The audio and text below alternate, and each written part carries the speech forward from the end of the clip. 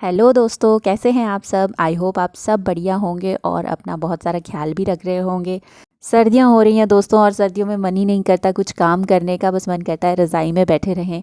पर जब आपके ऊपर रिस्पॉन्सिबिलिटी होती है सारे परिवार की, तो वो पॉसिबल नहीं हो पाता है। और यही एक कारण बन जाता है हम सब होम मेकर्स के मोटिवेशन का, कि हमें ही अपने परिवार की ज़रूरतों का ख्याल रखना है और हमारे बगैर इनका तो कुछ हो ही नहीं सकता है।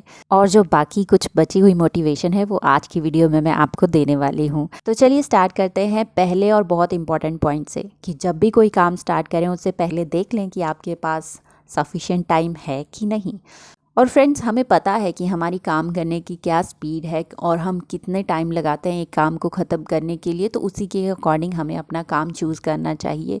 क्योंकि कई बार क्या होता है, कोई और दूसरा इंपॉर्टेंट काम आ जाता है, या फिर ऐसा होता है कि जो दूसरे आगे लाइन में काम लगे होते हैं वो डिले चले जाते हैं। तो फिर सारा दिन आप बस काम काम ही करते रहते हैं। दूसरी इंपॉर्टेंट बात यह है दोस्तों, कि जब भी कोई काम कर रहे हैं उसे जल्दी करने के तरीके ढूंढिए, जुगाड़ ढूंढिए। और साथ में ये भी ध्यान रखिए कि 1 घंटे में सिर्फ मैं यही करने वाली हूँ, इसके अलावा कुछ भी चीज़ में मैं डिस्ट्रैक्ट नहीं होंगी। जैसे फ़ोन पकड़ लिया या कुछ सोचने लग गए तो फिर टाइम वेस्ट हो ही जाता है। अभी मैं ये कैबिनेट्स को बहुत ही अंदर अंदर से भी साफ़ करने वाली हूँ, और मैंने ये शीशा भी निकाल दिया है। बहुत ही इजीली मुझसे निकल गया, और यहाँ ऑयल और डर्ट वगैरह बहुत इकट्ठे हो गए हैं। तो आज मैं बस इन्हें अच्छे से साफ़ करने वाली हूँ। ये दोनों साइड के अलमीराज के मैं ये ग्लास साफ़ कर दूँगी, क्योंकि ग्लास बहुत ही डेलिकेट है, रोज़ रोज़ मैं इसके साथ नहीं खेल पाऊँगी। तीसरी इम्पॉर्टेंट बात यह है दोस्तों, कि जो भी चीज़ें आप क्लीनिंग के लिए यूज़ कर रहे हैं वो ऐसी चीज़ें होनी चाहिए जो आपके काम को थोड़ा इजी कर दे। ऐसा नहीं कि वो काम को बढ़ा रहे हैं, आपको और टाइम लग रहा है क्लीनिंग करने के लिए। जो क्लीनिंग के लिए मैंने सॉल्यूशन यूज़ किया है वो मैंने फ्रेश बनाया हुआ है, और वो सेम ही है, जिसमें है विनेगर, बेकिंग सोडा और डिश वॉशिंग जेल और पानी। बहुत अच्छे से सफाई हो जाती है, कोई स्मेल भी नहीं रहती है। और दोस्तों, एक और टिप, अगर आपकी शेल्फ्स बहुत ऊंची है ना, बास्केट्स यूज़ कीजिए और उसमें डालिए सामान। एकदम आप बास्केट को खींचेंगे, आप आसानी से सामान निकाल सकते हैं। तो जब मैं सफाई कर रही थी, बीच में प्लांट्स आ गए। और आपको पता ही है कि प्लांट्स मैं कितना प्यार करती हूँ, पर प्लांट्स मुझे प्यार नहीं करते हैं। वो हमारे घर में आते हैं और फिर सूख जाते हैं। और मैं देख रही थी, कड़ी पत्ता ऐसा दिया है कि वो बेचारा पहले से ही कमज़ोर है, और मुझे नहीं लगता कि वो यहाँ सरवाइव भी कर पाएगा मेरे इस छोटे से गार्डन में। पर चलिए देखते हैं। और अब की बार मैंने बहुत ही सिंसियर होके नोट्स बनाए हुए हैं, किस प्लांट को कैसी सॉइल चाहिए और कितना पानी देना चाहिए, अंदर रखना चाहिए, बाहर रखना चाहिए। बस होप यही है कि सरवाइव कर जाएं। और दोस्तों, इन्फॉर्मेशन तो बहुत है आजकल इंटरनेट पे, पर सामान भी होना चाहिए ना। और जितना मेरे पास है मैं उसी को ही यूज़ कर रही हूँ। अब ज़्यादा मैं इन पे अगर खर्च करती हूँ ना, फिर मुझे बहुत ही ज़्यादा दुख होता है कि ये सरवाइव क्यों नहीं किए, इतना ज़्यादा मैंने इन पे खर्चा भी किया। तो इसलिए जो है अभी मैं वही ही यूज़ कर रही हूँ, और वो सफिशेंट है, क्योंकि मुझे ऐसा लगता है कि इससे भी ये जीवित रह सकते हैं। चलिए आगे बाकी देखते हैं कैसा रहता है। इसी से ही दोस्तों मुझे ना चौथा इम्पॉर्टेंट पॉइंट याद आ गया है, तो मैंने सोचा आपके साथ शेयर भी कर लेती हूँ। तो देखिए, मैंने अभी कैबिनेट साफ़ किए और मैं अभी ये काम पे लग गई हूँ।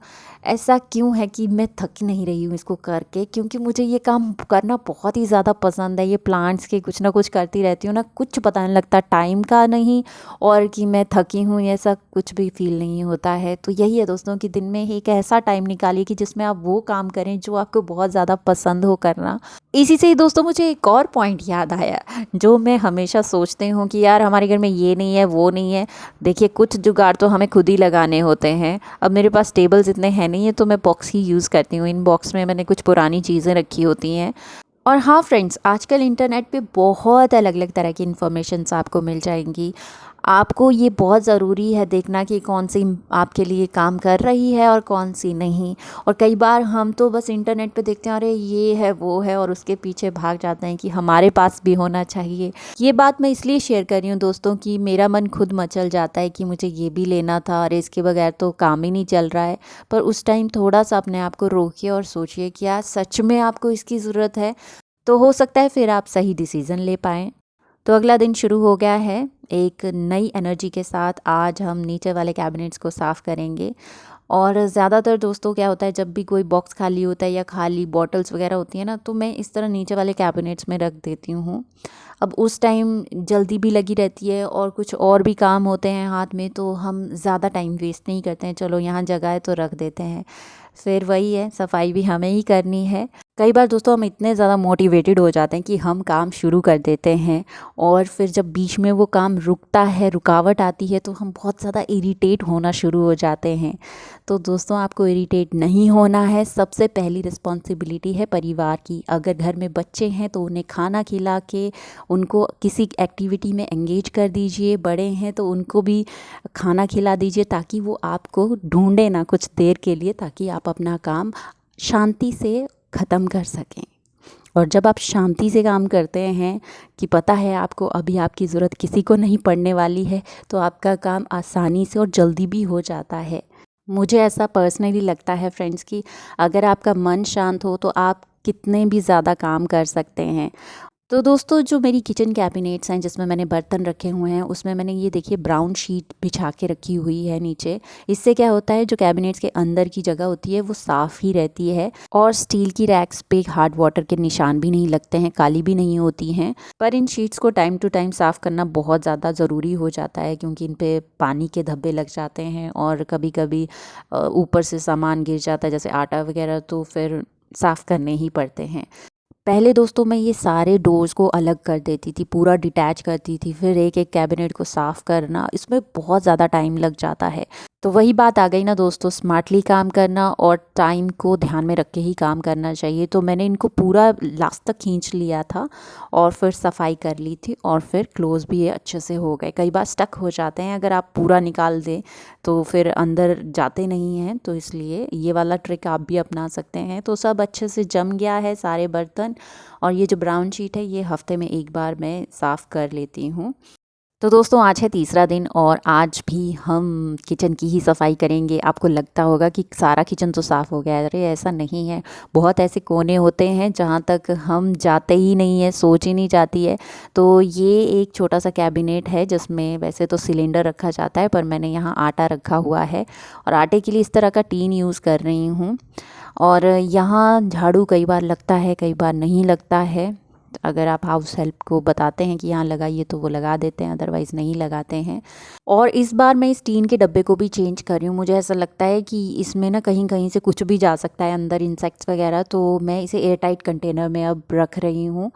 और ये एरिया होता है किचन का जिसमें आप प्याज आलू रखते हैं, और मिट्टी तो उनके साथ ही आती है या तो छिलके, तो इन्हें भी टाइम टू टाइम साफ़ करना ज़रूरी हो जाता है।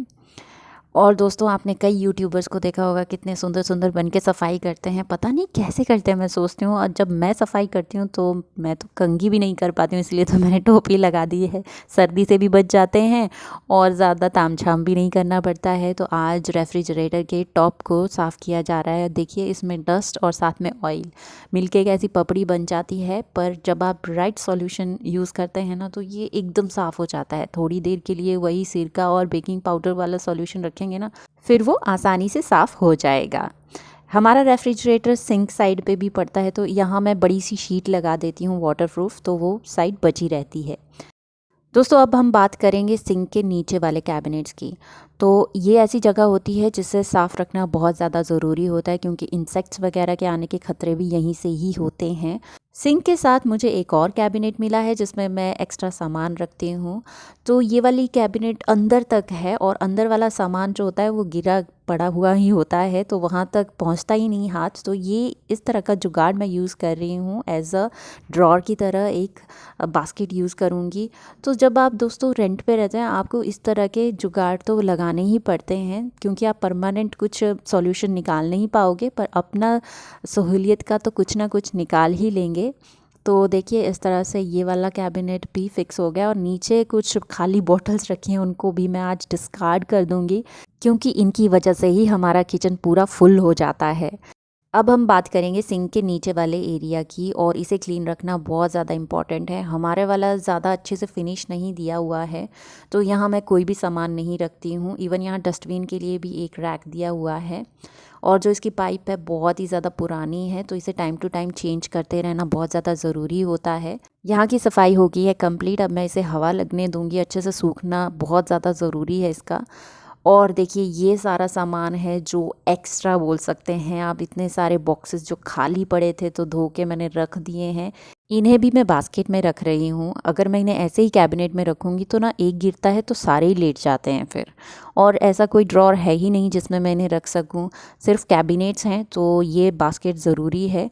देखिए कार्डबोर्ड्स प्लीज़ किचन में ना यूज़ करें, क्योंकि उनमें अगर पानी लग जाता है ना तो वो फिर सूखते नहीं हैं और इंसेक्ट्स वगैरह वहाँ ज़्यादा आते हैं।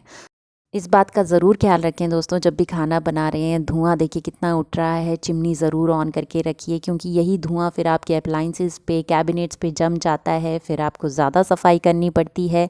और दोस्तों जो रात को किचन की क्लीनिंग आप कर लेते हैं ना, तो बहुत ही हेल्पफुल रहता है। सुबह आप उठते हैं, आपको किचन एकदम क्लीन मिलता है और आपका मन भी करता है फिर काम करने का, और क्लीनिंग की मोटिवेशन भी मिलती है, क्योंकि आपको पता है अगर रात को आप साफ़ करेंगे तभी तो सुबह सब साफ़ मिलेगा। तो दोस्तों हम सबके घर अलग अलग होते हैं, और हम अपने अपने तरीक़ों से अपने घर को सजाते हैं, संवारते हैं। और ये कुछ तरीके जो आपके साथ शेयर किए, ये मेरे तरीके हैं जो मेरे लिए काम करते हैं, और आशा ये भी करती हूँ दोस्तों कि आपके लिए भी ये यूज़फुल हो। तो इसी के साथ अब आज का वीडियो ख़त्म करती हूँ। आपसे मिलूँगी अपने अगले वीडियो में, तब तक के लिए अपना बहुत सारा ख्याल रखिएगा और खुश रहिएगा।